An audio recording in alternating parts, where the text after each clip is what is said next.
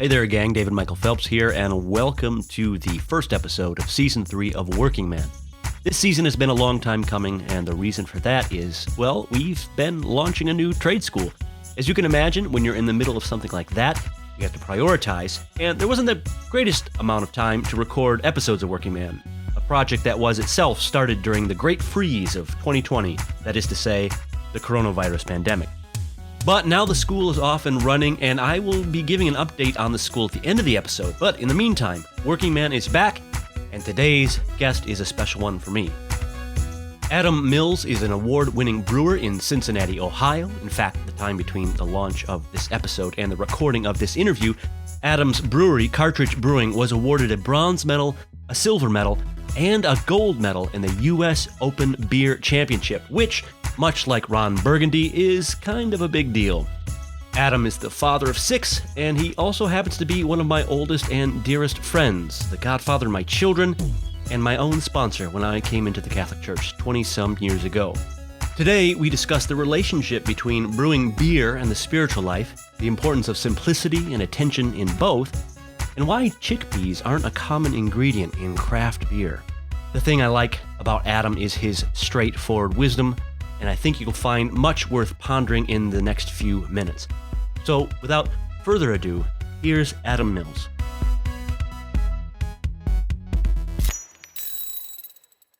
My name is Adam Mills, and I am head brewer at Cartridge Brewing Company in Cincinnati. And tell me, how in the world do you get to be someone who gets to brew beer for a living?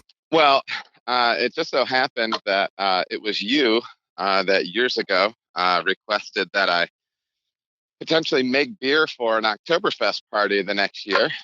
And I got into it. There's a small homebrew shop in Grand Rapids. Shout out to Siciliano's Market. And I got into just making some beer at home. And at first it was terrible. And then I found out that you could judge beer and compete. And that was very appealing to me as a young man. And kind of got more and more into that scene. I was teaching at-risk kids for 10 years prior to that. And then kind of with the whole, kind of the early early to mid 2000s kind of the second craft beer boom. I got in on that as more and more breweries were opening and moved to the professional side. So there's a certain romance to this sort of work, right? I mean, I'm sure you probably must have the experience that people hear that you're a brewer and they're, oh, wow, how glamorous or glorious or rock star, Sure. right? Sure. Is it Sure. as glamorous and romantic as it sounds? Well, I mean, it's a tremendous amount of fun, but it's manual labor. I like to say that we're kind of overappreciated janitors. 80-90% of what we do is clean. I mean, that's really the heart and soul of what we're doing, being process oriented and things like that. So, it's hot, sweaty work. I mean, breweries are always hot and humid and Paint a picture of that for us, because, if television is any guide, which it is in so many things, then we picture brewery and brewmasters being the sort of people who have, these carboys and these golden lit areas where they just taste things for a living. Unpack a typical day for a brewer for us. So for me, I'm really fortunate that I have 2 really fantastic team members, Maggie and Josh. And so we really come in, the breweries, this time of year, the breweries are already hot. It's usually about at least 10 degrees hotter than outside. So this time of year, it's about, 95 degrees in there. Humidity's high. For the size batches that we're making, so every time we brew, we make 30 half-barrel kegs, so the big kegs that you're used to seeing. We make 30 of those every time we brew. And so usually you need anywhere between 800 to 1,200 pounds of malted barley in order to make a batch like that. And so that's got to be, lugged inside and then put through the mill. and and then on into the actual hot side portion of the process. That hot side portion of the process is called wort production, WORT. And so that's what most people think of when you think of, are you brewing? That's actually making wort. We probably make wort 2 to 3 times a week. That will flex. Some days it's some weeks it's 5 days a week. Some weeks it's zero. Um, but uh, but yeah, and then it's like I said, it's just a lot of manual stuff. We operate a lot of pumps, where we're moving hot water, hot chemical, around in order to clean and sanitize tanks. The primary things we're using are pumps to push liquid. We're using heat.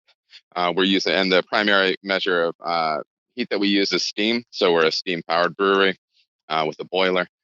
And then we use pressure, CO2 pressure. We push liquid with pressure. So a lot of times people walk in and they see all these stainless steel tanks and these big tanks and stuff, and it seems far more complex than what it is, because really, functionally, those are the only things going on. We have a way to get something hot.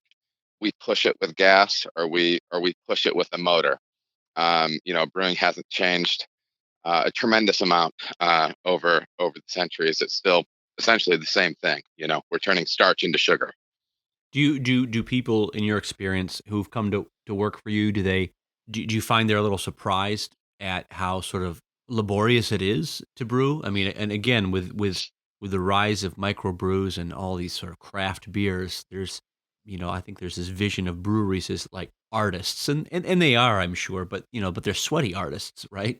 Sure, yeah, absolutely. Well, and that's kind of the thing. I think I think people can get swept up in that stuff a little bit too, and they have like this notion of the brewer being the guy that's, the sun is peeking over his shoulder and he's pouring grain from hand to hand and just pushing his face into various raw materials, and then later always finishing every scene with toasting somebody near him as foam slops over the side of his glass. It's not a lot of that, you know what I mean? But I do think it's a lot of hard work. The manual labor thing does sometimes catch people by surprise. Um, but it sorts out pretty quick. I remember a plumber buddy of mine said that, within a few weeks, pretty quick if somebody's going to be able to hack it. You know what I mean? And it's similar. It's similar with this, because it is kind of a newer popular scene. Those people tend to sort themselves out of it. You know. Well, I mean, I think there's an appropriate amount of de-romanticizing that's appropriate, but there is some romance to it. I mean, there is, like I said, I mean, it's hard work, but it is artistry. Maybe speak a little bit about how do you move from this being a hobby to a Sure. vocation? I mean, you move from teaching at-risk kids, and then now you brew beer. That's a very interesting dynamic. What goes through a guy's head when he decides to make a change like that? Well, it's a leap, and I think like I was actually just talking with one of my team members about that this week. I used to work with at-risk kids. She used to work for a nonprofit, and there's this hurdle you have to jump where you say, I was working for a nonprofit, I was working, with kids, um, and now I'm making beer. Like I don't feel like I'm doing the same thing for society. And I think the danger in that is like I like the position I'm in now, because it's really easy to say like, oh, I work for a nonprofit, I'm doing good, and then you treat everybody that you come into contact with like garbage, right? Because in the back of your head, you know that you do good for a living. Mm. And so there's not as much like culpability there potentially, or there's like that false comfort. And so like now, like I have to make the choice daily, right? Like it's not my I don't get paid to go and work with kids that have had a hard time. You know what I mean? Like I have to dive deep with my family. I have to. It's all about seeing Christ in others, right? And that's my responsibility at this point because I'm not doing like something outreachy. But really for me, vocationally, like that's kind of the exciting thing right now is all right, so I make beer. That's my genre. Like, I don't know if that's the right way to say it, but like what I actually do is like I develop people and I attempt to love people like Christ. Mm, You know what I mean? And it just so happens that the brewery is the way I can do that. The great thing about our industry is you can still apprentice into it. mm, You don't need a degree. You can, it's kind of like the old story, like with kitchens, you can start in the dish pit and work your way up, mm. you know, if you're hungry and you want to learn, you can do that. Um, so yeah, that's the gratifying thing about what I'm doing right now. And that's how I kind of made that leap of saying, I went from working with at-risk kids to doing what I'm doing now. And I think it's actually pushed me deeper into my vocation because you have to kind of look for it then at that point, right? Well, I want to come back to that and take a deep dive, but just a quick detour on something you just mentioned about this still being an apprenticeable trade.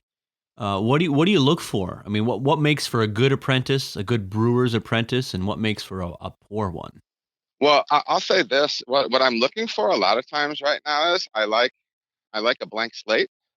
I like people that I obviously hardworking kind of is obviously key. But the other thing is there's something to, and maybe this is the teacher in me talking, but there's something to working with younger people. They're out of college. They got into their field after college, and it wasn't for them. Hmm. You know what I mean? Like it wasn't fulfilling. It wasn't what they thought it would be.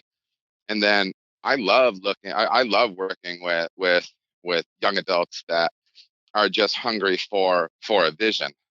You know what I mean? That because I can say like, listen, if you come here, you're trustworthy and you work hard. Like I can open up doors for you in this industry, right? Like that's what I want to do is I always want to be giving my people a chance to grow and to develop, right? But I think those are the key things. And right now, I mean, it's such an insane blessing.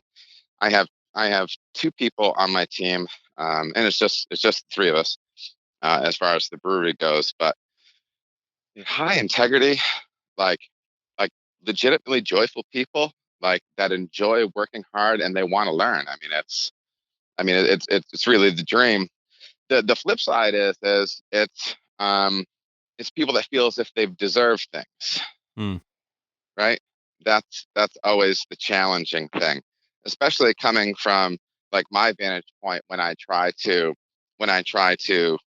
provide opportunity and give a lot. That's always something that strikes an uncomfortable chord for me, or an irritating chord is when people aren't grateful for the opportunity in front of them. Well, so obviously, we've known each other a long time, and I've watched your career over 20 plus years, and I wonder if you could say a little bit about how these two things are related. On the one hand, you have what you're talking about, which is brewing is the genre. Your goal is developing people, loving people, being present to them. And then on the other side, there's the work itself, there's the craft itself, there's the pursuit of excellence itself. And very often those things are put in opposition to each other. Sometimes people excuse shoddy work because I'm really here for the people, and some people will abuse people because I'm here to do excellent work. Yeah, yeah. And obviously, there's a priority of one over the other, but hmm but there still has to be both. Yeah. So tell me a little bit about that. How you manage to do that? What your experience has told you about how one might do that? Um, Because for what it's worth, I mean, I'm a biased fellow here, but I've had your beer sure. and it's superb, right? Well, that's kind of And you. and so I mean, there's excellent beer being made. There's an excellent Sure. work being done. So how do you manage to do excellent with people and in the craft itself? It's attention to detail. And really everything we do is we're always looking for. I always tell people when I'm training them, like there's some things that we do here that I try to stay up. I try to stay well researched, And there's some things that we do here that are very much like it's research driven and everything. Some things kind of just make me feel like good about the process. You know what I mean? But really, you try to keep an open floor. I really encourage my people to research. I try to provide a lot of resources as far as that, because all of us learning and putting that all together, because beer is great and beer is interesting and beer is culture, right? And it can be a, a big part of community, right? And so I try to convey my passion for doing things the right way and to always stay learning. And then you combine that with already people are generally excited about doing the beer thing anyways. Yeah, I think that's kind of what drives us. I try to give my people clear paths forward. I try to kind of go like a twofold approach. Like one, like utilize the things, natural gifts that they're bringing to the table. Yeah. One of my people, Maggie, is really strong in an area I'm not, which is organization. And so she does a lot of the inventory stuff and whatever. And I want to continue to develop that role, but I also don't want to pigeonhole her, right? And so I always tell them, listen, let's take advantage of the things that you have a gift for, but then let's also find things you're passionate for as well, within the industry as far as learning and whatnot. So, and kind of try to feed things on both fronts. It's interesting you talk about attention to detail. I just had a conversation with some of our new guys in orientation, and the thing that we stress at the beginning is the virtue of attentiveness and how fundamental a virtue attentiveness is. If you don't pay attention, then you can't be present to your responsibilities. You can't do them excellently, and be those responsibilities your responsibilities in your relationship or in your work or spiritual responsibilities. Attentiveness is sort of you might say is the substrate of every other excellent action. I wonder if in your experience you, not just necessarily in brewing, but what do you have to say about, like, what are the threats to attention to detail? I mean, what are the temptations to get one away from attention to detail, either in brewing or in managing teams or just generally even?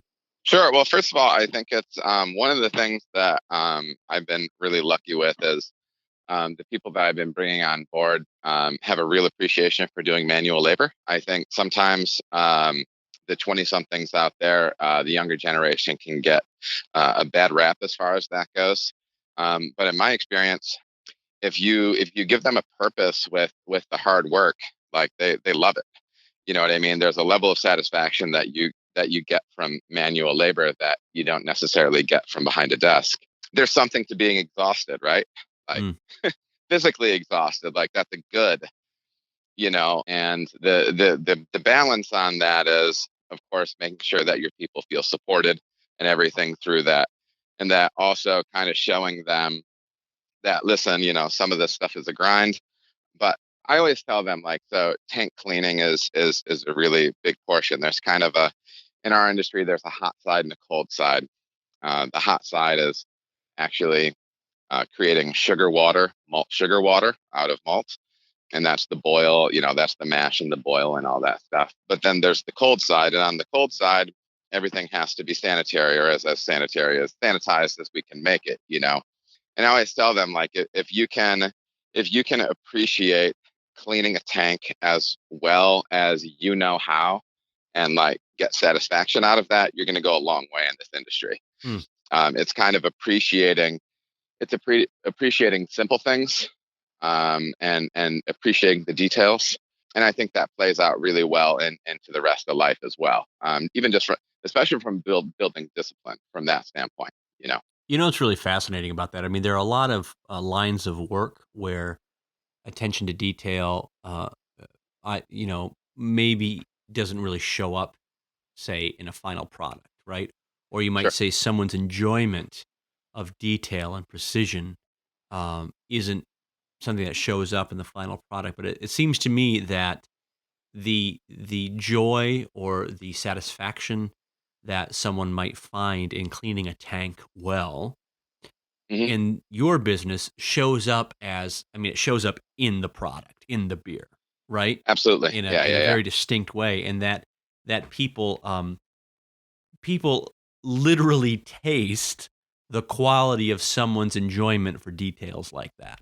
Yeah, no, and I mean, like, and especially with the way I think the industry is going a little bit, for a while, craft beer was all about the boldest flavors possible, kind of pushing people to the most bitter or the most sour or the sweetest beer, different things like that.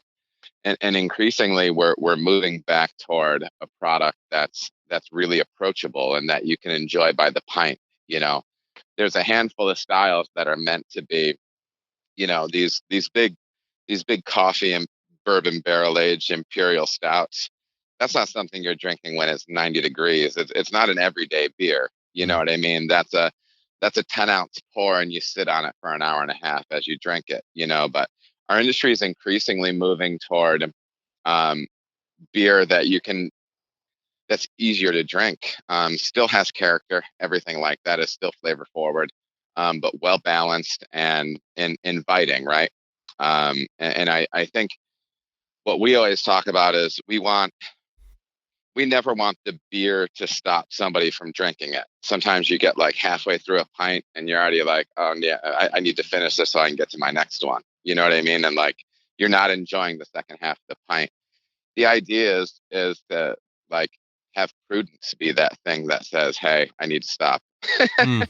You know what I mean? Because you want it to be so inviting and so refreshing, while still pushing bold flavor, right? Yeah. And so the interesting thing is where the quality comes in is the more accessible beers we're making and the more gently flavored that beers are, the more likely it is that those flaws show. You Yeah. know what I mean? And so that's really the great thing. And I think as with a lot of things that it's just keeping it simple. Yeah. It's following your process, it's being meticulous, and then letting the process that wants to happen. Yeah, there's something very zen about this, it seems to me, right? There's something, you can't it's in the simplicity, and it's Well, in yeah, and it's very much the spiritual life, right? Because I mean, I think we've all gone through, and I'm probably wading through a time of it right now where I'm trying to make things happen. You know what I mean? By the force of my own will, when realizing that, in reality, God has given us gifts, and it's through those gifts that we're actually reaching and loving other people. And so, times when my stress spikes is when I'm trying to figure out how I'm going to fix everything. When in reality, we just constantly need to be putting those things at the foot of the cross, right? And especially like that idea of like, hey, I want to be on the path of holiness. Well, okay, I'm going to fast. I'm going to spend X number of hours in front of the Eucharist. I'm going to do all these things. And in my experience, it's more like I need to let go. mm, I need to let go of various things that I need to be loved by God. You know what I mean? I need to marinate in that fact that I'm made in his image and likeness. He's given me gifts, and I'm responsible to use those. But it's all those good things are flowing through him. You know what I mean? And I think it's a pretty common thing to be saying, well, we're going to make this stuff happen, which I think that's most times how I get in trouble. yeah, and okay, so I hesitate to say what I'm about to say because we're sliding either back into potential over romanticization of beer, or we're sliding into something that is campy as all get out. But I'm going to go for it anyway. There you And go. because it just occurred to me as I hear you talk about this, is that there is an interesting, maybe metaphorical parallel that could be brought between. This is so stupid. Between sort of the mentality approaching sort of craft brew is like, oh my goodness, have you had this, coffee infused bourbon barrel aged jalapeno hummus based stout, right? It's Actually, I need to be getting hummus into a beer. I haven't done that. So yeah, right, I, right. I think you're onto something. Yeah, because nothing says, uh, Irish stout like chickpeas. Chickpeas. And but it's and all those things are good, right? So let's put all of the good things in, right? Yeah. And that's on one side. And so the parallel is something like just a simple, clean, classic, precise. You introduced me to the Munich Helles style, right? Just Yeah, yeah. it's just beautiful. It's simple. It's drinkable. It's enjoyable. It's just lovely, but it's sort Hmm. of pure, right? Cleansing. There's a parallel to be drawn between something like that and, you know, the church gives us tons of good things, right? Tons of Sure. devotionals, tons of saints, tons of practices, you know. And so I think it's easy to say like, oh, you know, I'm going to be a craft beer Catholic where I'm going to throw everything in there, right? I got to do this and I got to do that Sure. and I got to do this and I got to do that. And then of course when you inevitably fail to shove all the hummus into the stout, right? Sure. Then you somehow feel like, wow, I'm not good at this. I'm poor at this. When in fact, maybe what's needed is just no. There's this very simple, you know, precise, clean. You know, it's like the old um, Mother Teresa line, I believe, right? Just do small things, right, with great love. Sure. You don't need to do Sure. all of the things. Just do those little things you do just excellently. Well, and the other thing too is, I mean, really what we're doing is we're attempting to set up a situation where the yeast can do what they're going to do, right? Oh So yeah, we're really like yeast ranchers, right? And so, I mean, we can do all of these things, but what's actually making the beer is the yeast. How much can you hear the train in the background? beautifully. It's very nostalgic. Keep going. But no, I mean, I think there is a real connection between that and the spiritual life. You know what I mean? Like, because what we're doing very simply is we're taking malt, we're introducing hot water, a process that's, in that certain range, enzymes in the malt convert the starch to sugar. Um, we boil that sugar water, and then we try to create an ideal situation for the yeast, and it's actually the yeast that's doing it. It's actually outside of our hands. Mm, You know what I mm. mean? And again, yeah, I think there is that big play into the spiritual life. Like, yeah, there's choices we can make to open ourselves to the spirit, and you kind of just need to open yourself to it, right? Participate in it. You know what I mean? Without trying to be in the driver's seat, Yeah. because it doesn't matter. Like, once a beer is in the tank and there's yeast on it and it's fermenting, it doesn't matter how hard I'm working in the brewery. It doesn't make the yeast do anything differently. Mm. You know what I mean? You sit back and let it happen. You know what I mean? And I think it's that I think it's that consistency of our faith where we we try to put ourselves before God and allow Him to change us, right? Yeah. So yeah, Yeah, and there's something very beautiful to be said about it's the Christian life is a work of preparation, right? Of sort of preparing the yeah, way, so to speak, and waiting and being faithful to wait and even be faithful in that rhythm and that routine of very simple, basic things. But yeah, you're right. But at the end of the day, the life that you're living isn't life that's the result of your effort. It's being lived inside you by this thing that gets blown across the waters, right? sure, sure. So yeah. Oh, that's lovely. That's lovely. Well, what do you suppose is your biggest challenge as a brewer? Or well, no, let's widen that out. What do you suppose is your biggest challenge as a working guy in this current climate that we live in socially?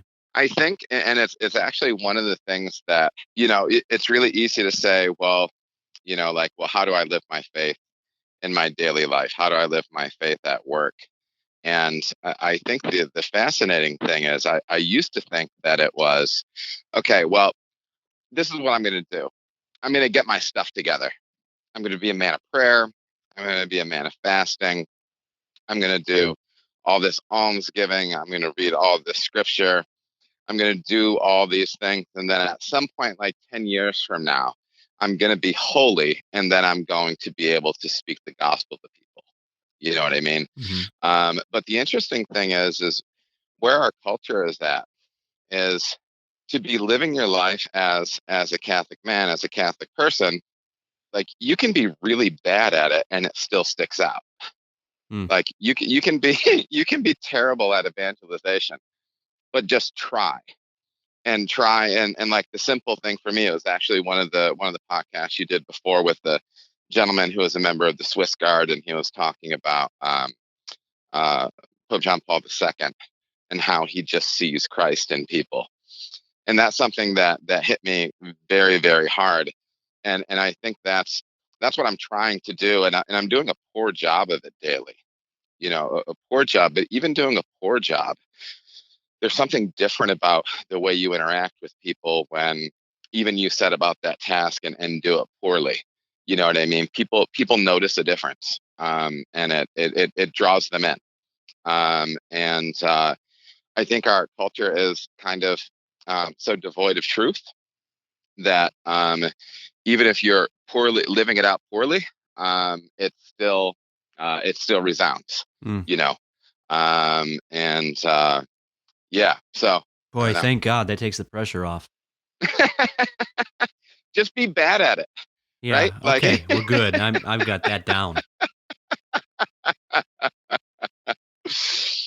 oh, but yeah, I think, and it's kind of one of the big, and it's been one of the big eye openers for me, and it's really helped me like understand what my vocation actually is right now is and being a parent. So I have 6 kids ranging from 19 to 5 months old, and the parenthood teaches you so much, and oftentimes like not necessarily like worthy of merit on your part. Like sometimes parenthood has a way of beating stuff into you. Um, like Mm. I don't know if that sounds terrible or not, but it forces you to be patient. You know what I mean? It Yeah. forces you to be giving. And I'm realizing now like my work is really an extension of my fatherhood, and I've just really been trying to keep the focus on trying to take up that leadership role of saying again, like, yeah, I make beer, but what I'm really doing is I'm trying to help people grow. I'm trying to find the unique thing, like that divine spark in each person, right? And then help them to see it. That's kind of been the biggest focus for me, and because for a long time the whole beer thing it was about me proving that I was great at something. You know what I mean? It was an ego feed for me. And now it's not. I feel fortunate to be in a situation where I can practice this discipline and I can train others into it, and it can actually be an expression of love. You know what I mean? Hopefully that doesn't sound too ridiculous, but yeah, that's where I'm at with it right now. No, it doesn't sound ridiculous at all. We just finished a semester with these guys. We talk about this concept we call the House Bondi, which is a Norse word, which we get our word husband from. Okay. And House Bondi, it means like a house bondsman, right? It Sure. means the man who cares for a household. And this is where Mm-hmm. we get the word husband, but it's also where we get the word husbandry. Mm-hmm. And that the natural extension of fatherhood is building a household that extends Sure. first for your immediate family, but then the extension of the community that comes out of that. And I think there's a real opportunity to remind people that our work is the opportunity to sort of husband a community, in the way like animal husbandry, right?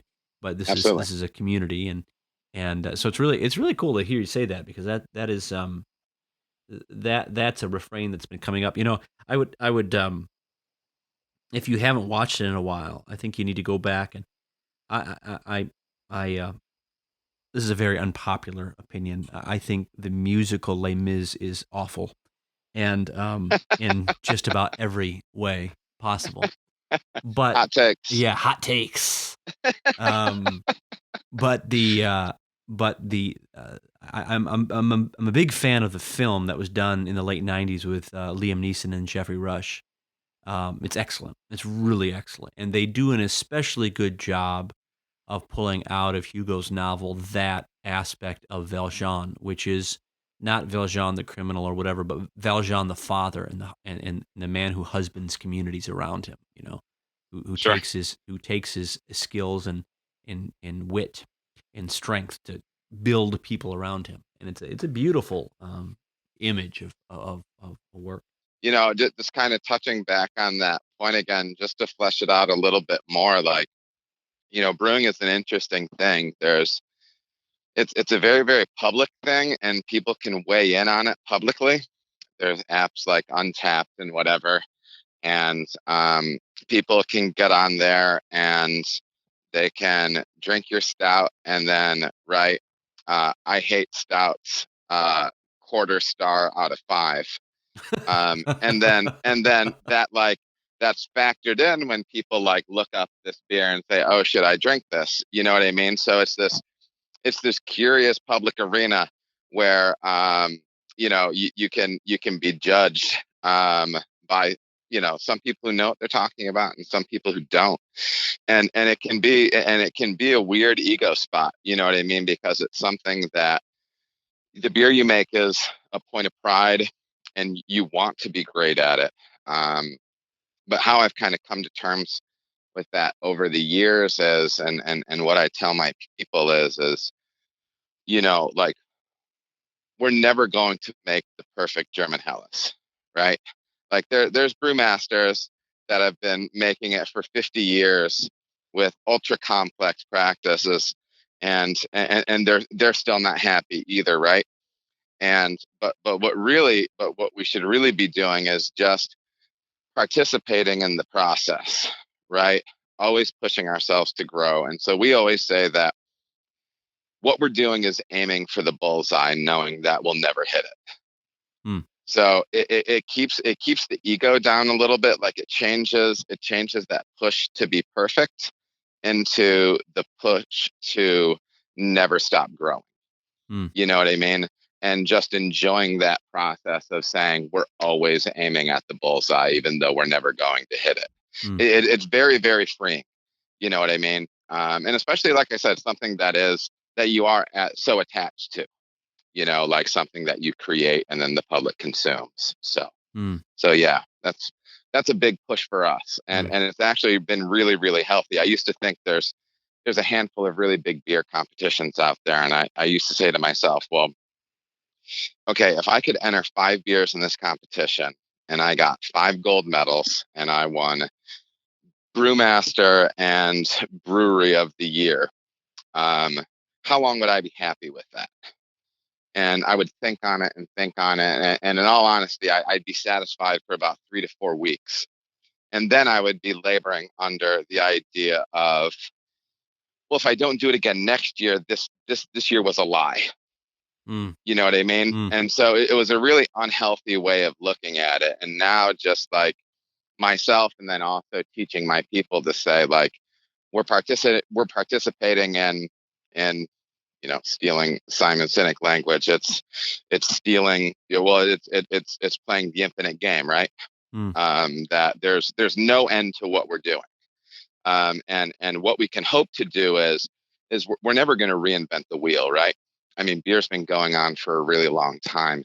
And when people start trying to reinvent the wheel, they end up shoving fruity pebbles and stuff into their beer, or chickpeas. And things get stupid. You know what I mean? But more so, it's just participating in that process and trying to get better.